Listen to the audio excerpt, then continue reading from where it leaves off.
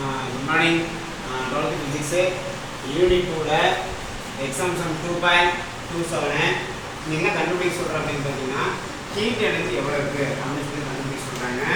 இந்த heat energy கண்டுபிடிக்கணும். அதுக்கு என்ன ஃபார்முலா அப்படினு பாத்தீங்கன்னா solution Joule's law of heating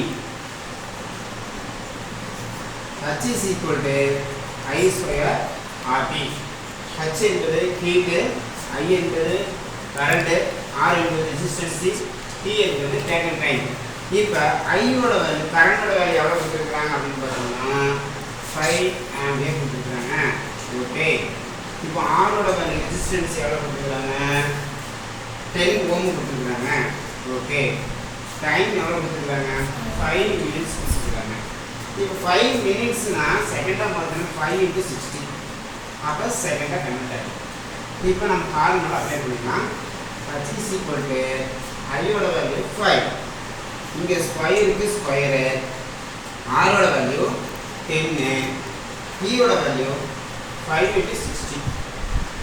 இப்போ h இந்த 5 ஸ்கொயர் பண்ணீங்க அப்படினா நமக்கு கிடைக்கிற வேல்யூ 25 into 10 into 5 into 60 300. இப்போ ஈஸியா நம்ம மால்டிப்ளை பண்ணிக்கலாம். h = 25 into 3000. இப்போ h இது மால்டிப்ளை பண்ணீங்க அப்படினு பார்த்தீங்கன்னா நமக்கு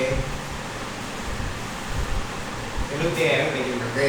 இப்போ இதுல இருந்து சால்வ் பண்ணலாம். 75 into 1000 h = 75 into 10 power 3. இந்த 10 power 3 ன்னு என்ன சொல்றோம் அப்படினா 10 power 3 கிலோ. அப்ப h = 75 t ஹீட் எனர்ஜியோட யூனிட் ஜூல். அப்ப கிலோ ஜூல். இதுதான் ஃபைனல் ஆன்சர்.